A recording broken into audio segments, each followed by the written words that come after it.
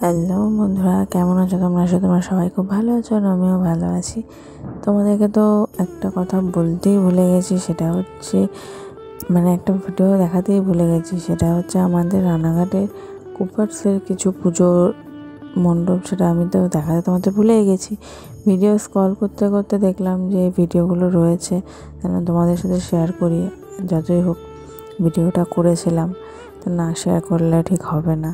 তো এটা হচ্ছে কুপার্সের 10 নম্বর ওয়ার্ডের থিমটা খুব ভালো লাগলো আমার। ভীষণ সুন্দর করেছে, ভীষণ সুন্দর। এই যে ত্রিশূল যেটা ঘুরছে, এটা আমার সবথেকে বেশি ভালো লেগেছে।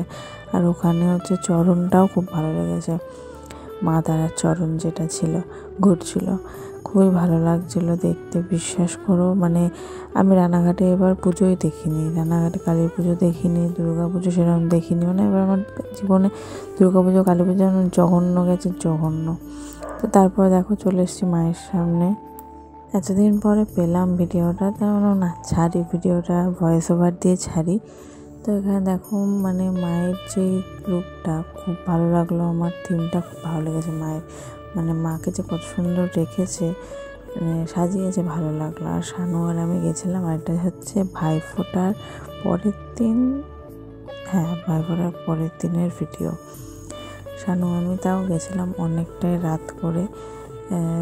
গিয়ে দেখি পাশেই কনসার্ট হচ্ছিলো, সব ডিজে এসছিলো, ডিজে নিয়ে নাচ গান চলছিলো। তারপর 10 নম্বর ওয়ার্ড থেকে এগিয়ে চলে এলাম। আমরা প্রথমে সামনেরগুলো দেখিনি, কুপার্সের সামনের একটাও দেখিনি।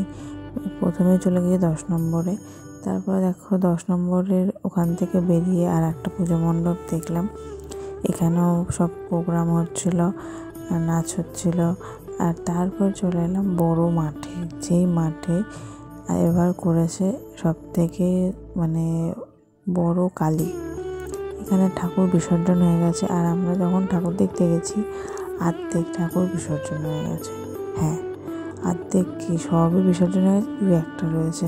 তারপর এইখানটায় এলাম, ফেরার পথে দেখলাম একটা পুজো মণ্ডপ। আর এখানে দেখো আমার কালী ঠাকুরকে সেই লেগেছে, সেই পুরো বাচ্চা বাচ্চা টাইপের। আর শিবটা দেখেছ, সেই হ্যান্ডসাম, আমাদের হ্যান্ডসাম বাবা। তো যাই হোক, এখানে এই মূর্তিটাতে পুজো করা হয়েছে, আর ওটা মডেল হিসেবে বসানো ছিল, কিন্তু মডেলটা আমার দারুণ লেগেছে। আর এর পাশেই ফাংশান হচ্ছিলো, আমরা অনেকক্ষণ ওখানে ছিলাম ফাংশান দেখার জন্য।